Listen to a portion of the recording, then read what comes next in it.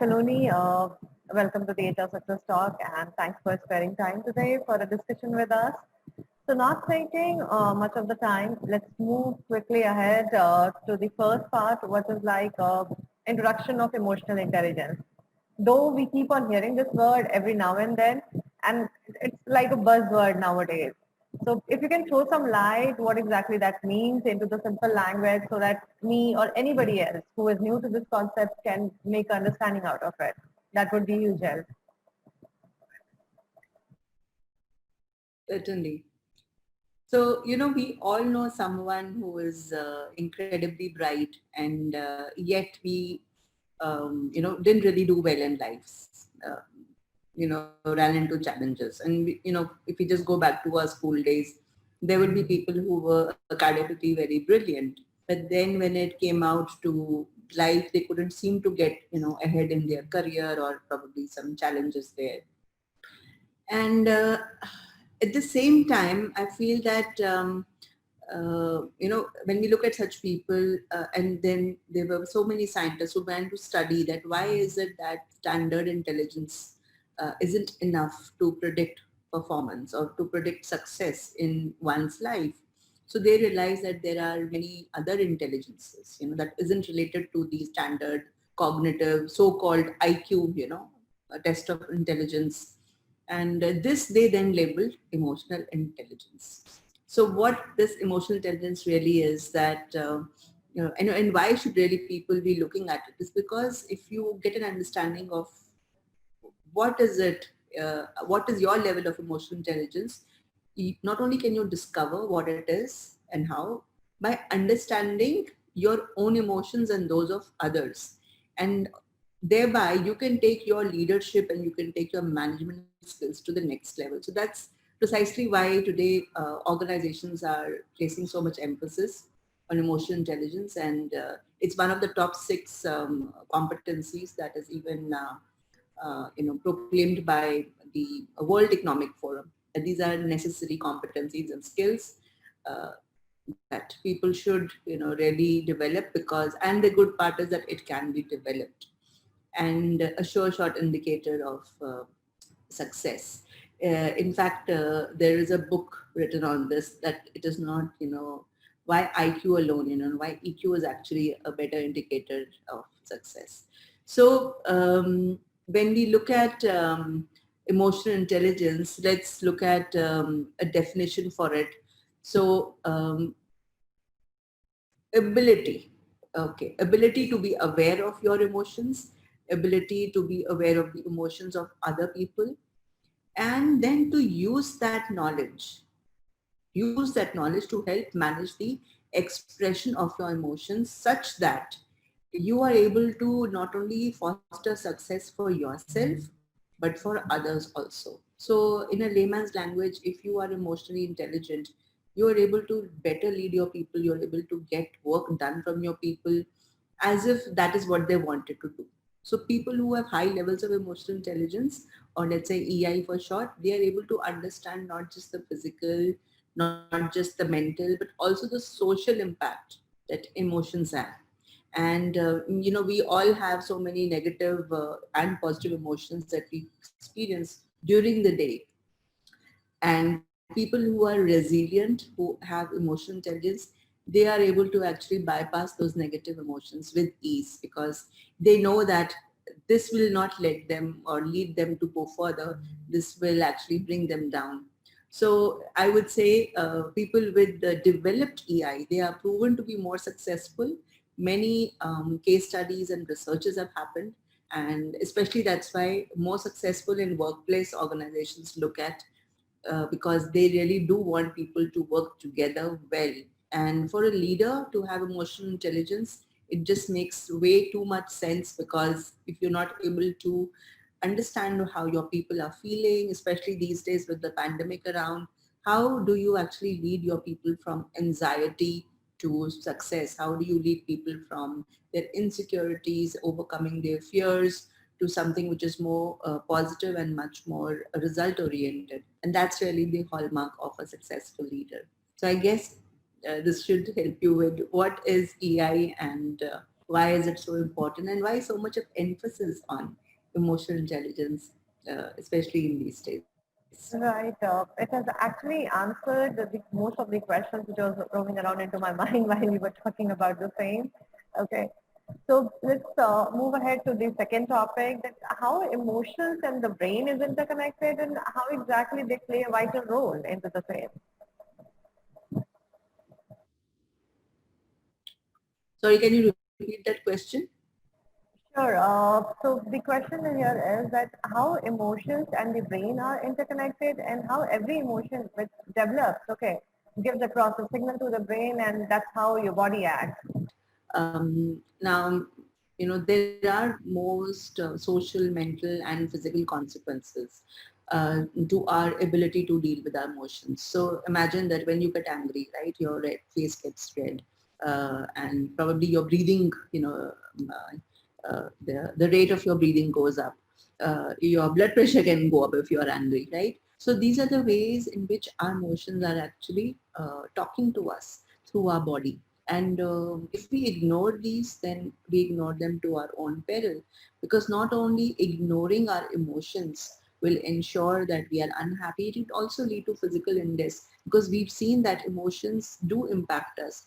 And for people who are able to deal with any kind of turbulence or any kind of negative situation or any tragedy that comes in their lives, people with resilience, with emotional intelligence are able to deal with it much easily. So it has been found that people with a high level of EI are more successful. Not only they are more healthier, not only they are more happier, and but they also enjoy better relationships.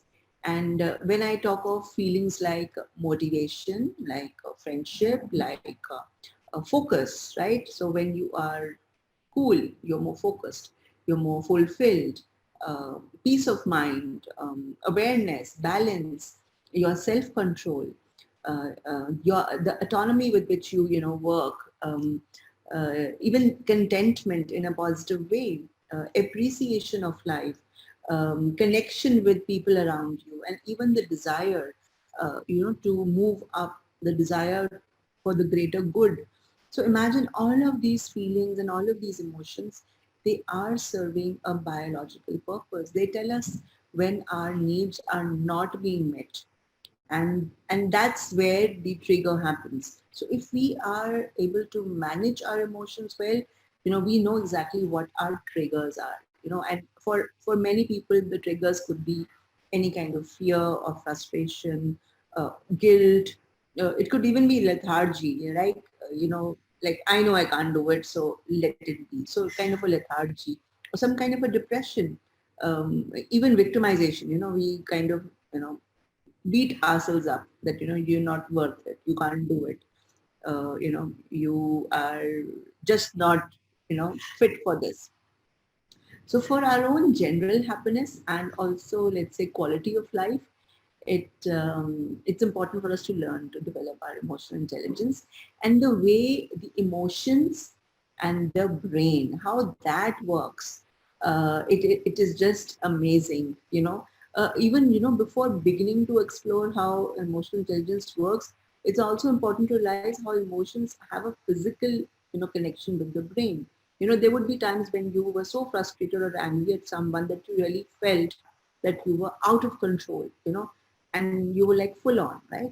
So we all have experience, at any time of our lives, at one point or the other, we would have experienced such a thing. And this can be explained somewhat by the way our emotions are processed in our brains. So whenever we receive some external stimuli, through our five senses, the signal that is sent, which is sent to the thalamus, the processor in our brains, it is translated then into the brain's language of chemical signals. And the majority of the signals is then sent to the area of the brain that is responsible for rational thought, which is thalamus. Now, if the correct response involves emotion, the signal is then sent to amygdala, which is the emotional center of our brain. And when we are faced with something which just comes out of the blue, and we are not able to deal with it, the body's system is going to bypass the rational center and immediately go to the emotional center, because a person feels threatened or person feels fear. And that's how, if you are when you are driving and somebody just overtakes you and there's a rough cut, or you just avoided being hit, or being avoided getting into an accident, you would feel this sudden rush of blood to your face. You would feel your heart thumping, because that's your body's reaction, because you know that you have suddenly just avoided a big disaster.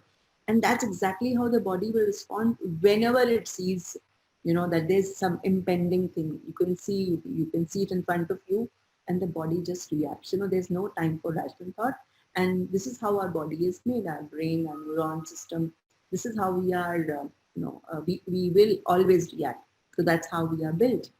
So the relationship between rational and the emotional part of the brain actually develops right from infancy. As children, we are learning this, through our emotional relationships. And if we haven't dealt with it, or if we've not had those emotional relationships in place, sometimes, somebody who saw, probably had an encounter, let's say with a snake, and the snake was coiled on the floor, and it was there, and it was a very frightening experience.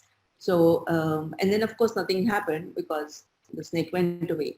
But that point in time, that memory got registered, and because it was a great emotional reaction that the body came up with.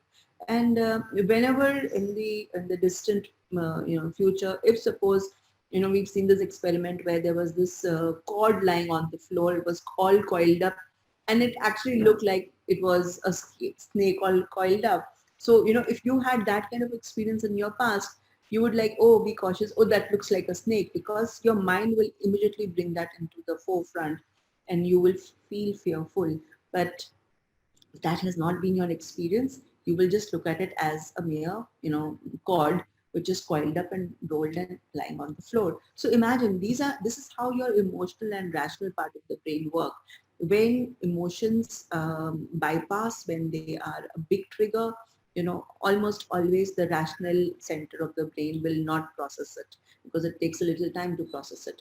But when something comes in the way of your normal routine, and it's easy to deal with, it's not causing too much of a flutter in your in the way you need to deal with it, then the rational center of the brain will work. So this is how emotions and brain work together. The results are really very interesting, because a lot of research has happened that has illustrated the fact that your emotion and also your IQ, cognitive intelligence, they have to interact in order for us human beings to function, normally, right?